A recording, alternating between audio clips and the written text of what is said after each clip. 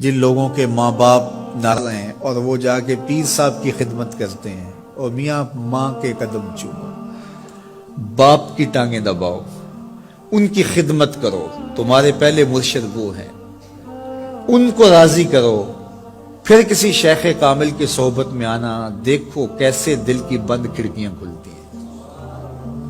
ایک مرشد تو ناراض کر آئے اور دوسرے مرشد سے تمہیں کیا ملے گا؟ تو راستہ یہیں سے کھلے گا۔ والدین کو کبھی ناراض نہ کرو، والدین کو کبھی دکھ نہ دو، والدین کو کبھی تکلیف نہ پہنچاؤ، اور والدین کو بھی چاہیے کہ اپنی اولاد کو اپنا نافرمان نہ بنائے۔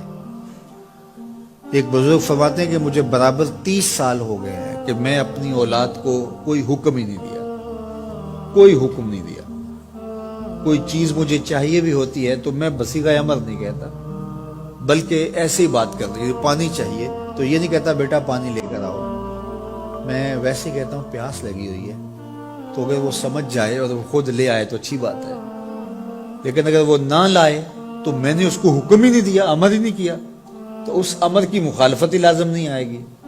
تو کہا 30 سال برابر گزر گئے ہیں، میں نے اپنی اولاد کو حکم نہیں دیا کہ کہیں وہ میری نافرمان نہ ہو جائے، کیونکہ اگر وہ نافرمان ہو گئی پلے کچھ نہیں رہے گا۔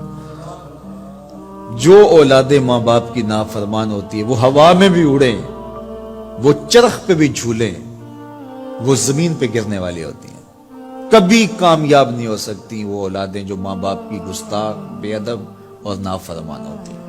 وہی اولادیں سرخرو، کامیاب اور کامگار اور بامراد ہوتی ہیں جو ماں باپ کی خدمت کرتی ہیں، ماں باپ کی دعائیں لیتی ہیں۔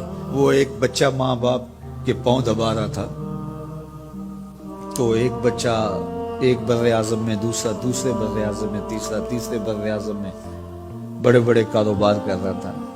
تو کوئی اس کا دوست ملنے آیا، اس نے کہا کہ اس نکمے کو بھی کہیں بھیج دو، فلاں جو ہے وہ یورپ میں ہے، فلاں امریکہ میں ہے، وہاں اتنی بڑی کمپنی اس نے کھولی ہوئی ہے، اس نکمے کو یہاں بٹھایا، اس کو بھیج دو، یہ تو نکمہ کسی کام کا نہیں۔ کہا یہ نکمہ ہی تو میرے کام آ رہا ہے کہ نکمہ۔ حضرت بایزید بستامی کہتے ہیں کہ میں نے اپنی ماں کے آگے ہاتھ جوڑے، میں نے کہا امی تجھے راضی کروں یا رب کو راضی کروں؟ تو اپنے حق مجھے معاف کر دے، اللہ کو میں راضی کر لیتا ہوں۔ ماں نے کہا جاؤ پتر میں اجازت دیتی ہوں۔ گئے جنگلوں میں، ذکر و فکر میں لگے رہے، تنہائی میں اس کو یاد کرتے رہے، دن رات ذکر کے چراغ روشن رکھے۔ 12 سال گزر گئے حق کی تلاش میں۔ ایک دن واپس بستام کے قریب سے گزر رہے تھے، خیال آیا چلتے چلتے ماں کو سلام کر جاؤں۔ دروازے کو دستک دینے لگے تو اس خیال نے ہاتھ روک لیا کہ ساری زندگی ماں کو سکھ تو دیا کوئی نہیں، اب دکھ بھی کیوں دینے لگے ہو؟ رات کا ایک پہر بیت گیا ہے، سردیوں کی لمبی رات ہے، ماں بستر میں لیٹی ہوگی، تیرے لیے اٹھے گی، دروازہ کھولے گی، دروازے کے ساتھ ہی لگ کے بیٹھ گئے اور ساری رات کاٹ دی، اس خیال سے کہ ماں کو تکلیف نہ ہو۔ جب سحری کا وقت ہوا تو اندر سے جو نالی آتی تھی اس نالی سے پانی آیا، سمجھ گئے میری ماں تہجد کے لیے اٹھی ہے اور وضو کا پانی ہے، تو فوراً دروازے پہ دستک دی، اندر سے آواز آئی بیٹا بایزید میں ابھی آئی۔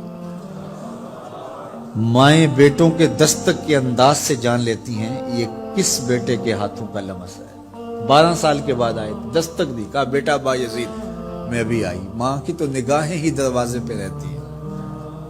اللہ اکبر۔ کہتے ہیں کہ ماں نے دروازہ کھولا، 12 سال جنگلوں کی خاک چھانتے بیت گئی تھی، پراگندہ صورت، بکھرے ہوئے بال، پھٹے ہوئے کپڑے۔